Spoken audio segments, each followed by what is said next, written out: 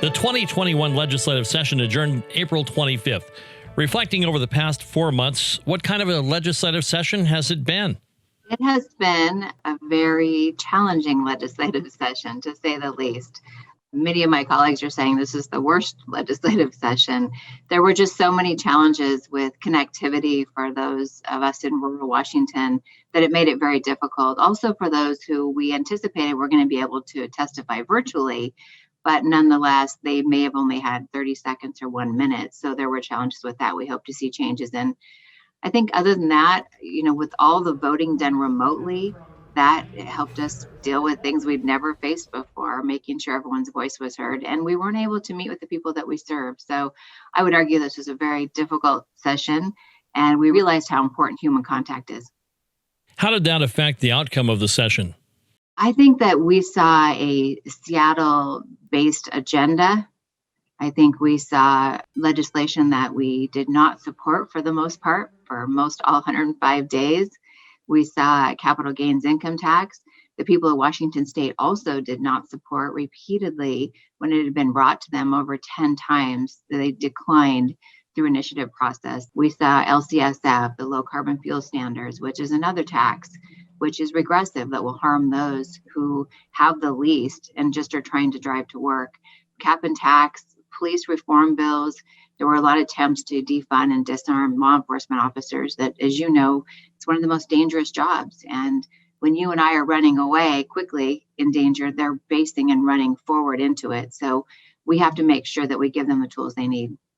2 of your bills have been signed by the governor. Tell us about those. One is the House Bill 1315, and that has to do with domestic violence. And that's our 3rd domestic violence bill we've passed. And it has to do with making sure that we give a voice to those survivors who are struggling or afraid to go home at night.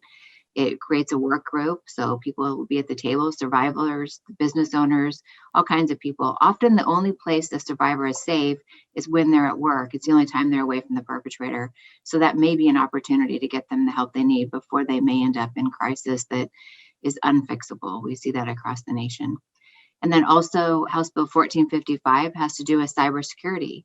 It has to do that we pay attention and figure out ways to stop the breaches that we're seeing in many government offices across the state and the nation. There's no reason to use often a 9-digit Social Security number. We can just simply use the last 4. We can either encrypt them or only use those last 4, just like we've been doing for credit cards across decades of time now in businesses. So both of those bills, I think, will be a good win for citizens of Washington State. You were also able to secure 2 provisos to the operating budget. Tell us about those. Sure. One is the JRA, juvenile rheumatoid arthritis, and that was done for my legislative assistant. He has a son who suffers with a debilitating illness that makes it difficult to even play. There's over 6,000 children who suffer from this in the state of Washington, yet his son was diagnosed, there were only 2 doctors that could treat, and it took almost 6 months to get the first appointment. This bill helps with that. There's no fiscal cost to the taxpayers. It's just a way to make sure that we have coverage for those who need help in Eastern and Western Washington.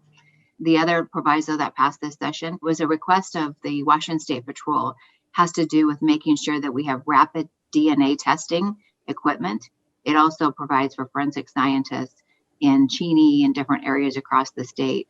There'll be 3 new high-tech pieces of equipment in Cheney, in Vancouver, Washington, and in the Puget Sound that will help get answers back quickly so that we can solve crimes faster. What are your plans now that the session has ended? I look forward to getting back into the 14th district, the beautiful area I get the opportunity to serve, and to meet with people safely or virtually, just to try to figure out what they need and what their hopes are for the next session. If there's legislation that they need repealed, or they feel like something really needs to be fixed to keep our community safer, or just help in general, then that's why we're here. We're still here during the interim. We're a little tired and fatigued, but we're still grateful to be able to serve. And so reach out to my website. You can go to representative.GinaMosbrucker.com, and we'll be happy to get back to you. Again, I'm just grateful to be here to serve, even though it was a very challenging session.